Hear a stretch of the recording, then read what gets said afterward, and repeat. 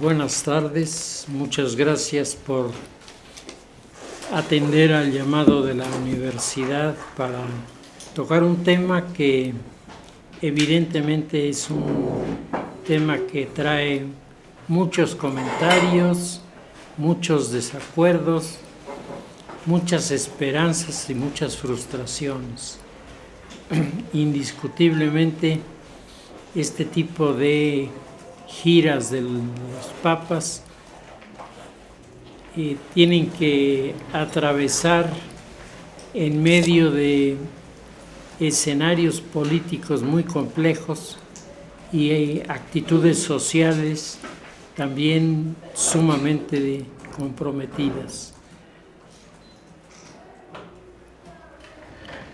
El tema que ha venido manejando la mayoría de los medios de comunicación importantes es el tema de la actitud que el Papa ha tomado al dirigir su mensaje a ciertos grupos de la comunidad, en donde les ha llamado la atención su tono exigente y su tono de reprobación y cuestionamiento que sin duda no son usuales en las visitas que en México se habían dado.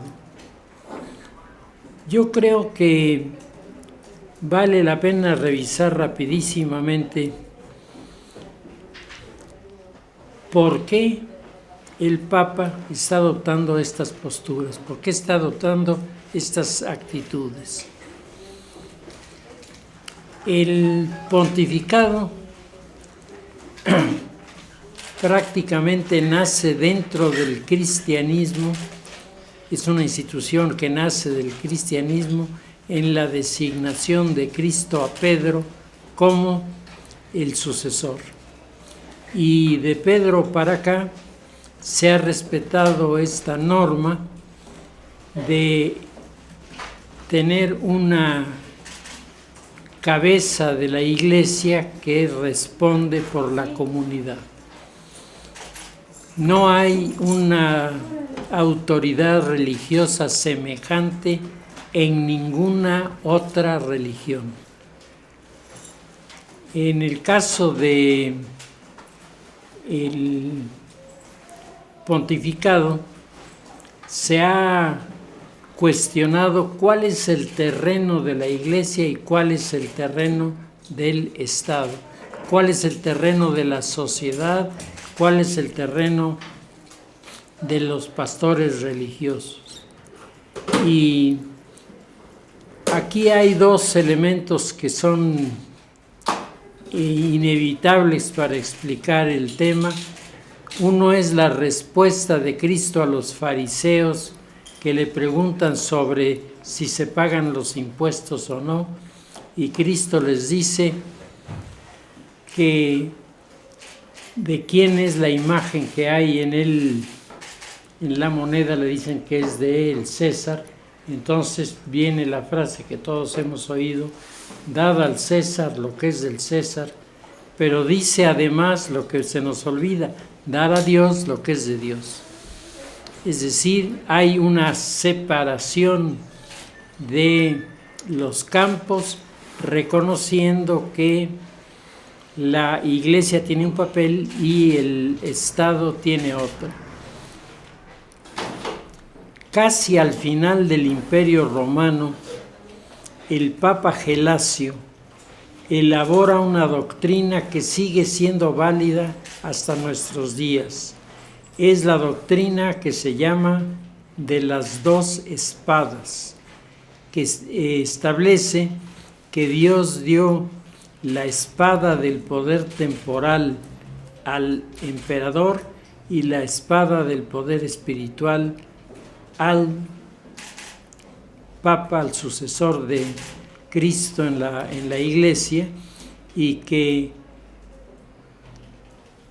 cada uno de los personajes, el emperador y el papa, tienen su propia misión, y que cuando el reino es cristiano, en ese momento obliga la obediencia a las normas de la Iglesia por convicción, no por designación ni por imposición. Este planteamiento acerca de la figura del Papa duró en su desarrollo y en su aceptación un buen número de años. Vino después el derrumbe del Imperio Romano y todo lo que ustedes saben, que termina con la Edad Media. Y en la Edad Media comienzan a aparecer los cambios que ahora nos parecen normales. Comienzan a aparecer los nombramientos de los cardenales. Antes no existían los cardenales, esa institución no estaba instituida. Lo que había era los creyentes, y dentro de los creyentes algunos que comenzaban a convertirse en los predicadores y que terminarán siendo los sacerdotes, los obispos que ya están designados por la sociedad. En la Edad Media, sobre todo en la primera etapa, era el pueblo el que decía: queremos a este como obispo, y hay varios ejemplos, entre otros el de Aurelio Agustín, hoy San Agustín, que el pueblo fue por él para decir: a ti te queremos de obispo. No había las reglas que tenemos hoy, pero comenzaban a establecerse las características del pontificado.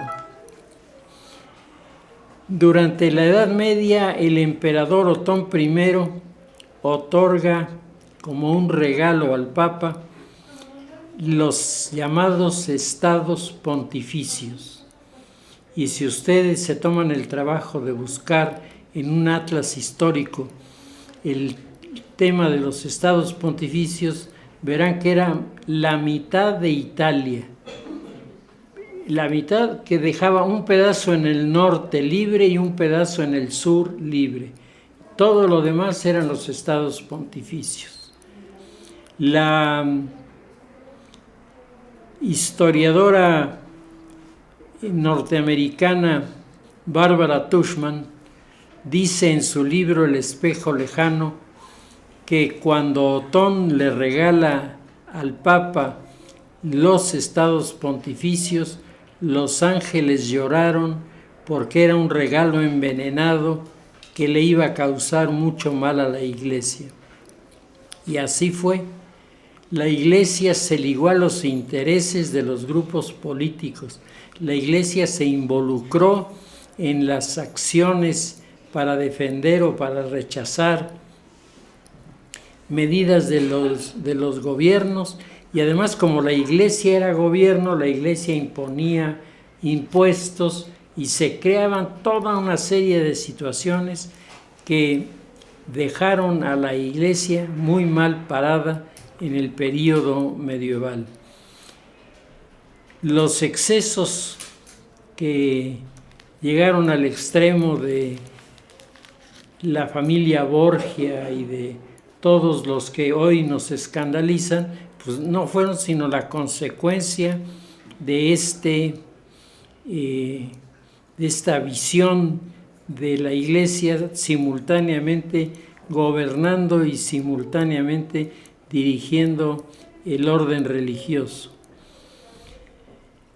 La mundanización que se dio dentro de la Iglesia hizo un daño verdaderamente serio, y la Iglesia comenzó a convertirse en un fenómeno que tenía más de político que de religioso.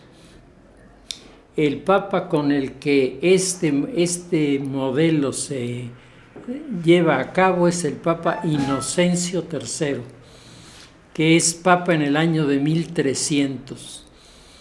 Y el Papa Inocencio III, junto con el Papa que está después de él, elaboran un documento que se llamó la Bula in Eminenti, en donde queda explicitado que el que gobierna en la Europa de aquella época es el Papa, no el emperador.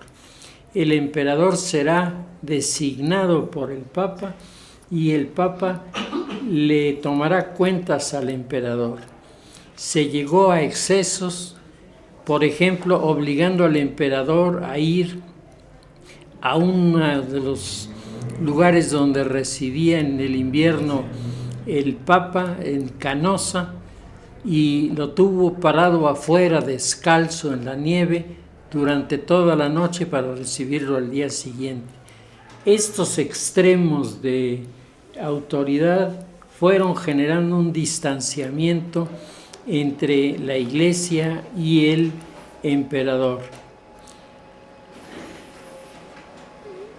La aparición del protestantismo a principios de la modernidad va a crear una visión religiosa diferente. Los protestantes, sobre todo los anglicanos, la corriente de Enrique VIII, hacen una transformación de la autoridad, dejando ahora al rey o al emperador como la única autoridad y dándole al emperador la autoridad de imponer al Papa. Es decir, se pasó de un autoritarismo a otro autoritarismo. Y con esto comenzaron a surgir toda una serie de modalidades nuevas que fueron alejando a la Iglesia de los centros de decisión.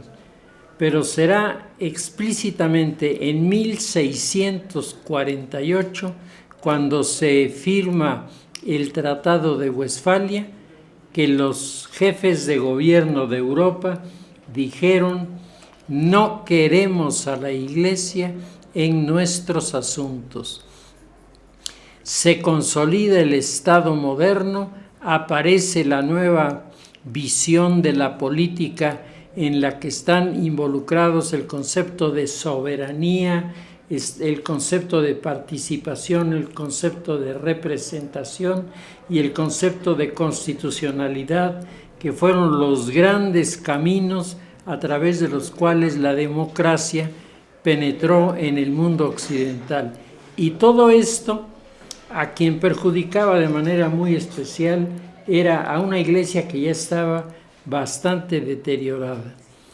Es en este momento que se produce el descubrimiento de América que algunos califican de un encuentro y otros de un encontronazo. Yo creo que se parece más a lo segundo que a lo primero. Y en este encontronazo, los que actuaron como intermediarios por los indígenas fueron los religiosos. Ahora que está de visita el Papa Francisco, las comunidades indígenas le han pedido que pida perdón a la Iglesia. Y el Papa pidió perdón en su discurso, hizo un reconocimiento de las cosas negativas que habían surgido con la presencia de los europeos en América, pero no pidió perdón de lo que le estaban exigiendo, que pidiera perdón por el descubrimiento de América. Yo no sé si ustedes revisan las notas que vienen de los periódicos del sureste, pero uno se asombra. ¿Cómo va a pedir el Papa perdón por el descubrimiento de América? Para comenzar, ni lo hizo él, ni lo hizo la Iglesia, lo hizo Cristóbal Colón. Y a ver quién le va a pedir a Cristóbal Colón que pida una disculpa. Lo que sí se puede exigir es que haya una disculpa de parte de la Iglesia, cuando en algunos casos la Iglesia pasó por encima de las costumbres indígenas y estableció mecanismos de evangelización que tuvieron sus problemas. No podemos ignorar que en este periodo de la conquista hay un fraile que se vuelve rico vendiendo esclavos y hay un virrey del reino del virreinato de la Nueva Granada que se hace fraile para atender a los esclavos. El mundo de los contrastes es tremendo, pero desafortunadamente se va generando un aislamiento de los grupos indígenas que se ven amenazados y en muchos casos arrebatados sus bienes y desaparecidos sus recursos, son abandonados a la miseria en la que muchas de sus comunidades viven el día de hoy. La evangelización se desarrolló de tal manera que los evangelizadores, el padre Las Casas y muchos de los que estuvieron en contra de la esclavización de los habitantes de América, crearon un rechazo a la figura de la explotación, pero al mismo tiempo se crearon condiciones para que vinieran los esclavos negros. Ahí indiscutiblemente que si sumamos, la Iglesia tiene su responsabilidad y tiene que pedir perdón por ello. La situación de la conquista fue encargada para su desarrollo a los escritores o a los soldados de la época.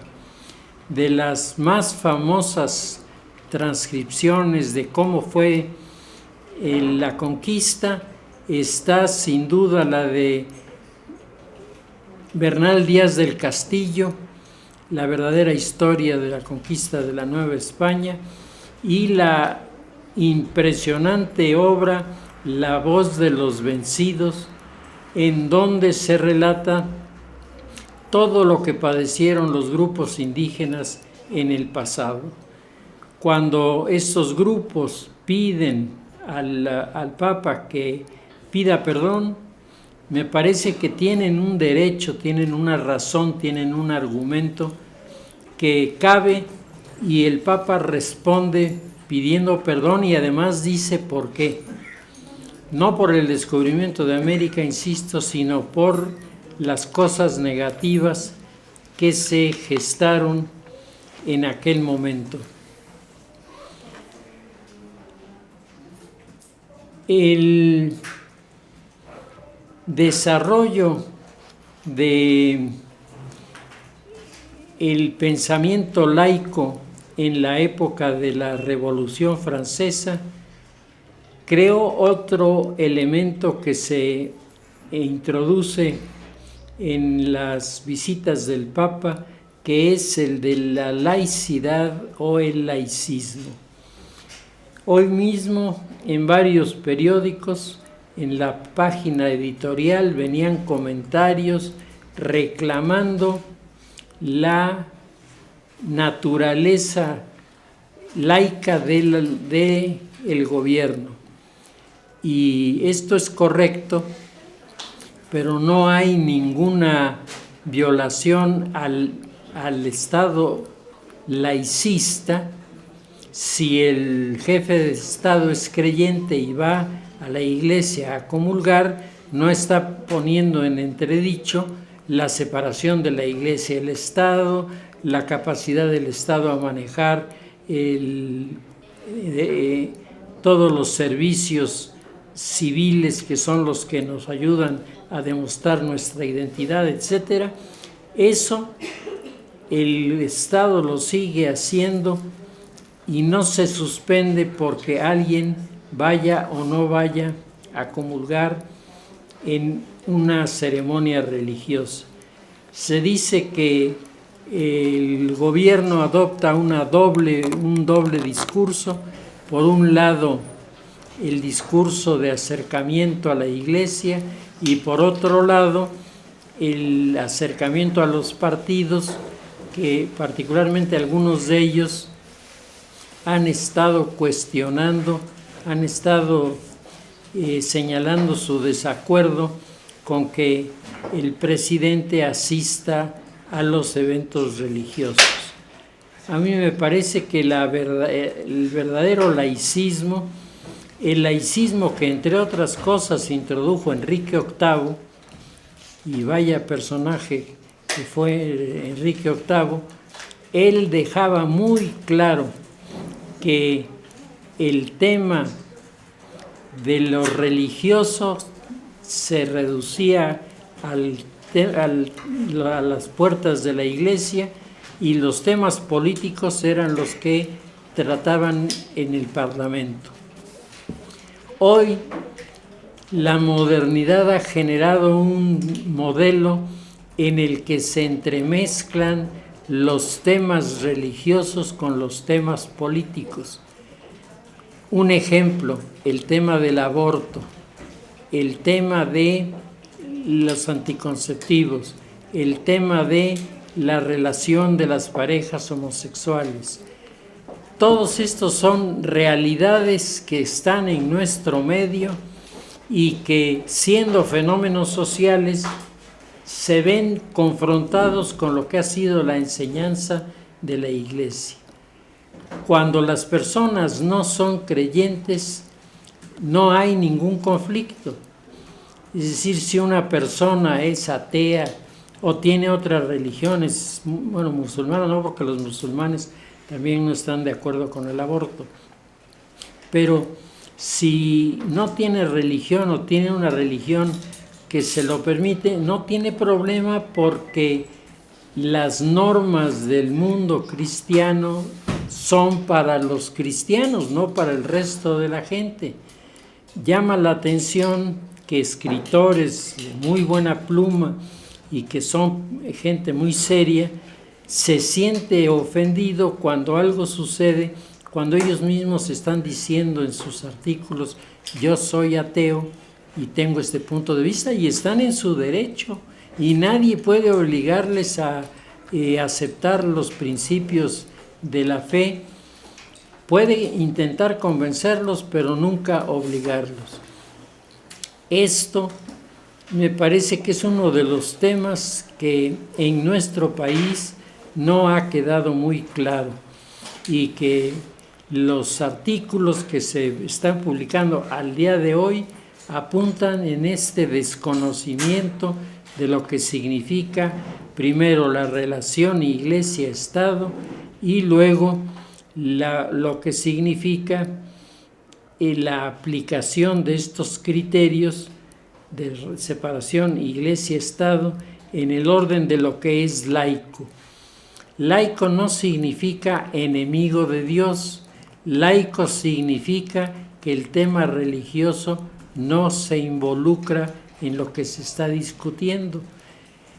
Entonces, los discursos y los artículos que son fuertemente jacobinos, pues ya llevan otra intención y desde luego no responden a la existencia de un Estado laico, sino responden a la presencia en el Estado laico de grupos antirreligiosos. Y entonces hay que establecer las diferencias para poder entender lo que hace el Papa, lo que dice el Papa y lo que dicen y hacen las autoridades que reciben la visita. Yo creo que un Estado que ha mostrado su laicidad hace muchísimos años, el Estado revolucionario de Cuba, nos ha dado la muestra de cómo se maneja en un país en donde el tema de lo religioso fue durante mucho tiempo un tema prohibido, y hoy se comienzan a abrir a recibir visitas.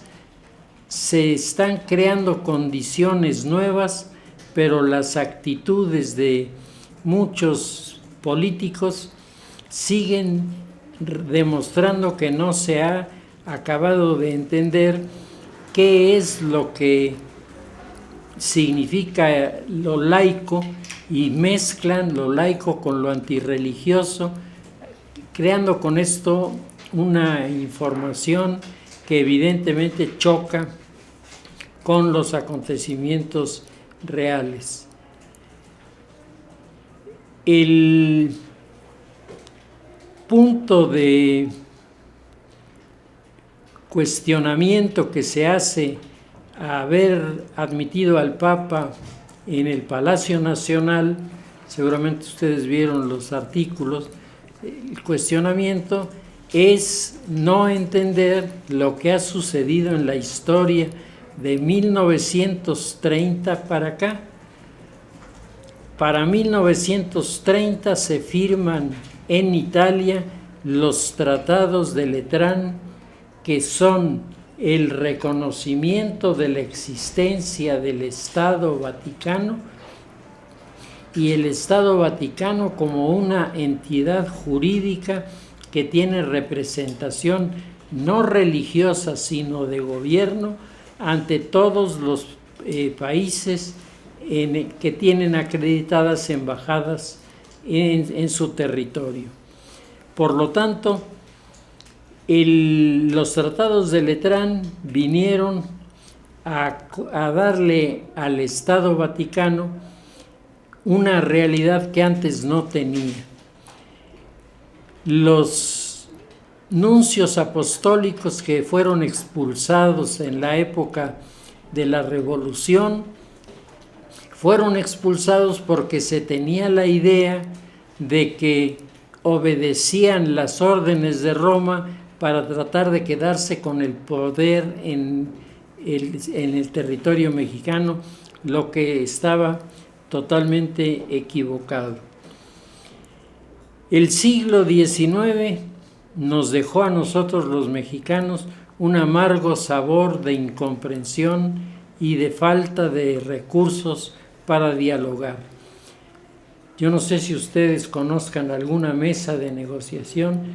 Yo en todo lo que he leído no me he encontrado una sola vez que los representantes de los bandos contrarios se sentaran en una mesa y discutieran sus puntos de acuerdo y sus puntos de desacuerdo, sino que se descalificaban de un lado y se descalificaban del otro, y nuestro país perdió la mitad de su territorio, la unidad nacional y la ruina de la economía, porque nosotros, los mexicanos, no hemos aprendido a dialogar y no hemos aprendido a escuchar los argumentos de las personas que piensan de manera diferente a nosotros.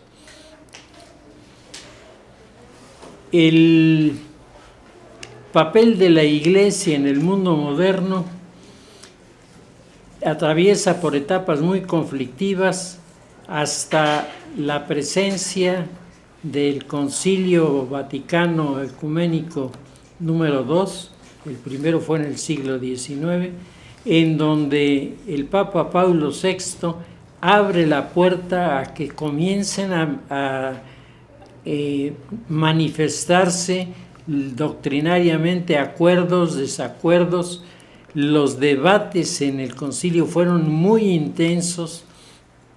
Las corrientes ideologizadas de integristas y progresistas chocaron entre sí para acabar, como todos los extremismos, al final de cuentas atacando los dos al Papa Paulo VI, a quien acusaban de todos los males habidos y por haber. Y estamos hablando de los años 60 del siglo XX. y seguimos teniendo esta falta de conocimiento sobre esta realidad. La elección del Papa Juan Pablo II es el principio de los grandes cambios que culminaron con el derrumbe del muro de Berlín, con la caída de por el principio del dominó, de la caída de los territorios que estaban bajo la órbita de control de los rusos, y finalmente se derrumbó Rusia y todo lo que había sido durante 40 años aparentemente una fuerza político-militar, una fuerza excepcional, acabó derribado, acabó derrocado por sus propios súbditos que no resistieron este tipo de circunstancias que intentaron imponerles los hombres en el poder. En nuestro país, terminada la guerra de los cristeros, se firman unos acuerdos que al día de hoy hay muchísimas personas que no aceptan. Y no lo aceptan por una razón, porque no entienden el mundo moderno, no entienden el mundo plural, no entienden el mundo incluyente, no entienden un mundo en donde todos podemos y debemos tener las mismas oportunidades, pero al mismo tiempo que los derechos tenemos igualmente nuestras responsabilidades. Eso no se quiere aceptar. Hay mucha gente que no lo acepta y sigue casado con el concepto del Estado religioso, que era lo que proponían algunos de los seguidores del movimiento cristero. La Revolución Mexicana de 1917, estamos a un año de llegar al centenario de la Constitución. De hecho, la Constitución se termina en el año de 1916 y se promulga el 5 de febrero de 1917. La Constitución, creo, por el enfoque revolucionario de sus términos, lo que fue el último conflicto armado entre la sociedad y el gobierno en la llamada Guerra de los Cristeros, y que tuvo una repercusión importante en el marco internacional. Terminados estos acuerdos, vino la Segunda Guerra Mundial. En la Segunda Guerra Mundial, México se vuelve beligerante cuando los alemanes hunden unos barcos petroleros en el Golfo, y al término de la Segunda Guerra Mundial, cuando vienen los cambios de fondo de la política, desaparece el caudillismo militar. No ha habido desde 1945 a la fecha un presidente militar. Se acabaron los presidentes militares, lo que es una enorme ventaja, porque la autoridad militar, uno sabe cuándo llega, pero nunca cuándo se va. La historia nos enseña que los grupos militantes del autoritarismo se encuentran mucho más próximos al militarismo de lo que uno a veces pudiera pensar o pudiera proponer. La situación que la Constitución del 17 planteaba en México a la Iglesia, decíamos, provoca la Guerra de los Cristeros y luego un largo tiempo de simulación entre el gobierno y la Iglesia, que parecía que no se veían, pero sabían que estaban allí. había acuerdos, pero los acuerdos no se conocían, hasta que finalmente se comenzaron a abrir las puertas del entendimiento, y siendo presidente de la República Carlos Salinas de Gortari, se llevaron a cabo una serie de reformas a la Constitución, una Constitución que, por cierto, hoy está fuertemente cuestionada. Ustedes saben que ahora el tema del constitucionalismo, posiblemente nos podamos reunir un poco más adelante para tocar el tema, porque es muy importante. La gente comienza a darse cuenta que una constitución que excluye a la mayoría de la población es una constitución que tiene dificultad para poder ser obedecida. Hoy, a pesar de que se han venido abajo los criterios de el fundamentalismo jacobino, de todas maneras seguimos teniendo esta problemática. Es curioso, si ustedes revisan los artículos, sobre todo editoriales de los periódicos, yo me he encontrado en los periódicos reflexiones, argumentos, cuestionamientos muy bien hechos, muy sólidamente respaldados, y hay muy pocos artículos y manifestaciones que reflejen un jacobinismo. Es decir, la sociedad mexicana ha venido cambiando, ha venido evolucionando. Ya no es la sociedad que en los años 20 respaldaba los movimientos revolucionarios en la línea anticristiana. Ahora todo esto ha quedado en el pasado, y la visita misma del Papa marca una diferencia muy importante. La Iglesia se había aislado del mundo en la modernidad. A partir del Papa Pío IX y la unificación italiana en 1870, el Papa prácticamente solo salía para las ceremonias religiosas y nadie le veía más. De ese modelo del Papa a un Papa como Juan Pablo II, como Benedicto y como Francisco, hay una diferencia fundamental. Los representantes de la religión católica, los papas, han sido invitados a participar en numerosas reuniones y han hecho visitas a casi todos los países del mundo, con excepción de China. China nunca ha aceptado una reunión en su territorio del mundo cristiano, y marca hasta el momento el punto y aparte en lo que se refiere a esta situación.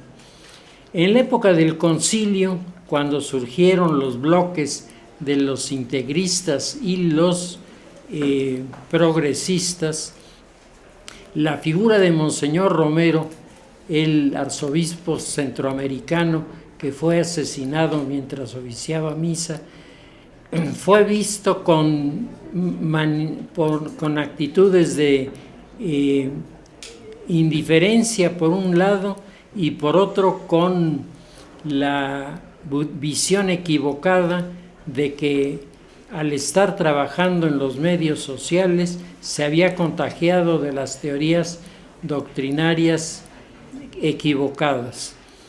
Lo mismo se decía de Monseñor Samuel Ruiz. Monseñor Samuel Ruiz era puesto también a un lado, y de hecho se le consideraba como una especie de rebelde a la Iglesia.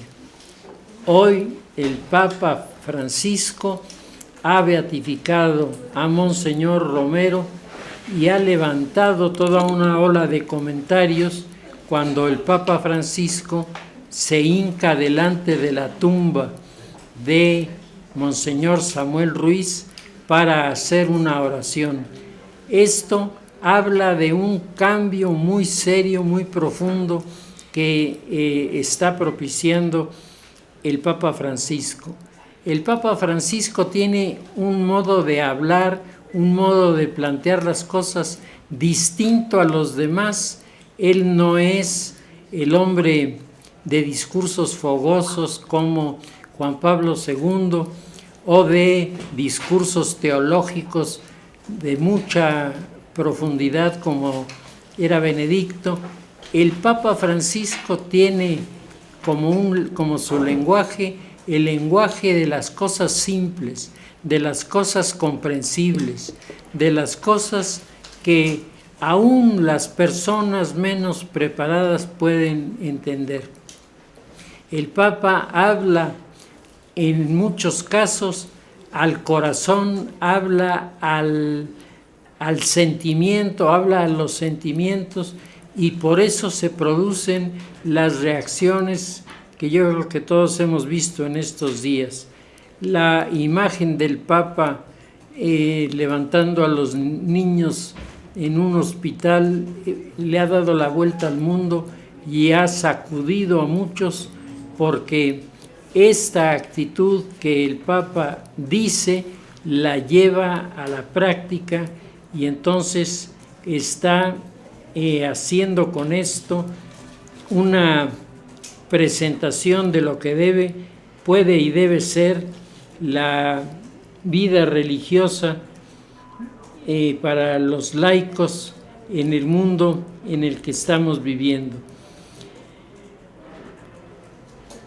Juan Pablo II vino 5 veces a nuestro país, y él deja escrito que su visita a México fue su caída de Damasco, en el camino de Damasco. Él dice: allí me di cuenta de cuál era mi verdadera vocación como pontífice. Yo estoy seguro que Monseñor Bergoglio, hoy el Papa Francisco, tiene una situación parecida. Si ustedes han visto en las emisiones de televisión cómo hace que se pare el chofer y se baja él del coche para ir a abrazar a un niño o a una persona de tercera edad que lo está buscando, nos habla de una realidad que impacta al corazón, aunque muchos añoran los discursos más conceptuales, más teológicos de el Papa Benedicto, y muchos otros más los discursos fogosos de Juan Pablo II. El Papa Francisco se apuesta por la paz, en todos los casos, y él habla de la esperanza de que las personas se guíen en sus decisiones por los principios de la misericordia y de la paz, que son los únicos que pueden darle un sentido a la vida y pueden conectar a la sociedad sin generar reacciones de corte negativo. El Papa ha descrito, cuando menos en 3 ocasiones, lo que nos está sucediendo con toda claridad. Nos ha dicho que la corrupción ha llegado a los más altos niveles. Nos ha dicho que la impunidad es impresionante en este país, donde los delincuentes gozan de libertad y muchos de los que están en prisión son personas que no deberían estar allí, que lo que les falta es un asesoramiento para poderlos poner afuera. Todas estas realidades han sido denunciadas por el Papa, que ha estado marcando en estos terrenos lo que se puede y se debe hacer. Supongo que ustedes vieron el discurso a los jóvenes el día de ayer. El discurso a los jóvenes es decirles a los jóvenes que son los que van a forjar el futuro de esta nación, que tienen que actuar con una pasión y tienen que actuar con una fuerza muy grande, no en contra de algo, sino a favor de la construcción de una sociedad de concordia, una sociedad de misericordia, que es la única que nos puede llevar a resolver los problemas. Él le pregunta a los jóvenes en forma directa: ¿ustedes creen que Cristo te podría llamar a ti para que fueras un delincuente? ¿Por qué entonces los jóvenes se arrebatan tan fácilmente con las promesas del crimen organizado? Dice el Papa, son 3 los grandes enemigos de los cristianos y de los no cristianos en el mundo en que vivimos. Primero, el amor totalmente desaforado de la riqueza, del dinero. En segundo lugar, la prepotencia. Y en tercer lugar, la vanidad. Son, dice él, los 3 elementos que el diablo utiliza para perder al hombre. A muchos les ha llamado la atención y otros incluso han hecho una broma de las declaraciones del Papa sobre el tema del demonio, pero porque ya hacía mucho tiempo que estos temas no se manejaban, pero oyéndolo uno se da cuenta de la profundidad de su argumentación, que a veces parece extraordinariamente corta. Es un Papa que se escapa de su residencia en el Vaticano para ir a platicar con la gente en el Trastevere, para oír lo que dice el taxista o lo que dice el vendedor que se encuentra en la calle, y estar compenetrado de los fenómenos que suceden a su alrededor para poder dar mensajes en este sentido. El Papa ha hecho unas visitas muy significativas. Primero, su visita a la Ciudad de México está conectada con su devoción mariana. Después, en Ecatepec, habla por primera vez con un grupo de jóvenes, pero que tienen diferencias importantes con los jóvenes del norte. Hace un discurso con los obispos con los que se reúne, a los que, si ustedes se fijaron, no salieron con la cara muy contenta, porque hay cosas que les dijo muy fuertes, muy duras, porque él se da cuenta de que una parte de este ambiente que vivimos de indiferencia se debe a que los obispos no han sabido manejar su conexión con los fieles, y en muchos casos incluso los han obligado a retirarse. El Papa dice: váyanse a trabajar a las periferias, vayan a buscar en las periferias a la gente que tiene hambre no solamente de pan, que tiene hambre de ideas que le den consuelo, de ideas que le den y le acerquen soluciones. El Papa enfrenta hoy una acusación que le ha hecho una maestra de la Iberoamericana aquí en Puebla, ustedes lo saben, que dice que el Papa no se ha atrevido a tocar el tema de los 43 de Ayotzinapa y no se ha puesto a preparar un encuentro con las víctimas de la pederastia en este país.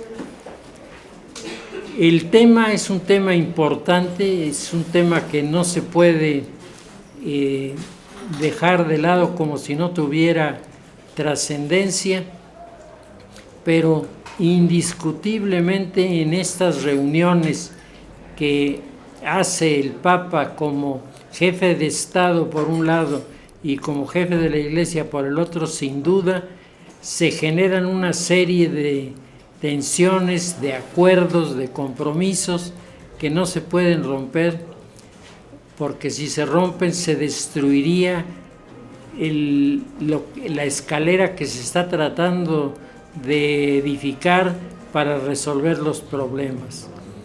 Hoy lo que el Papa nos está diciendo es muy claro: las escaleras se barren de arriba para abajo. Entonces hay que comenzar por limpiar arriba para que lo de abajo funcione mejor.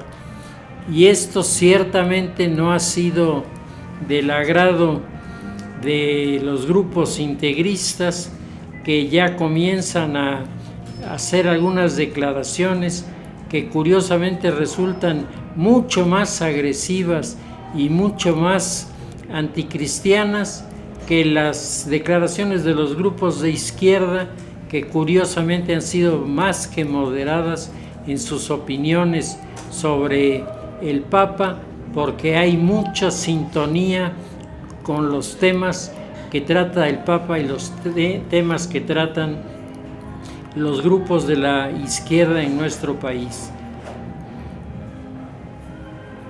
Para el día de mañana habremos terminado la visita. Hoy está el Papa al interior de uno de los cerezos más difíciles que hay en el mundo, uno de los centros de reclusión más peligrosos, y va a dar un discurso allá. Yo les recomendaría que leyeran los discursos y vieran. Los discursos además son muy rápidos de leer, porque el Papa no entra en argumentaciones complicadas, simplemente nos da ordenadamente las ideas por las que podemos o no podemos estar de acuerdo con estas o aquellas situaciones, pero siempre queda a la libertad de la persona la aceptación o el rechazo a estos valores y principios. Para la semana próxima haremos un balance de lo que es la visita del Papa hasta el momento en que regrese a Roma, y yo creo que no va a pasar mucho tiempo antes de que comencemos a ver en la práctica que algunas de estas ideas hacen que la gente se vuelva más participativa, que es lo que le hace falta a nuestro país para salir adelante. Pues es lo que yo pudiera decirles en general sobre este tema. Es un tema tan antiguo como el cristianismo, es un tema tan complicado como en su primera época, pero trasladado al mundo de hoy nos deja siempre las inquietudes de si estaremos haciendo lo suficiente por aquellos que no tienen nada o casi no tienen nada para subsistir. No solo de pan vive el hombre, esto es cierto, pero sin pan no vive.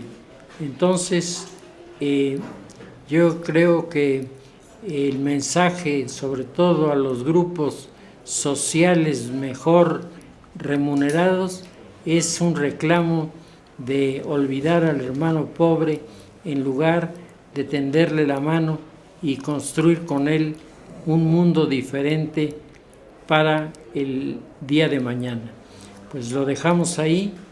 No sé si tuvieron alguna pregunta, alguna duda o algún desacuerdo. Adelante.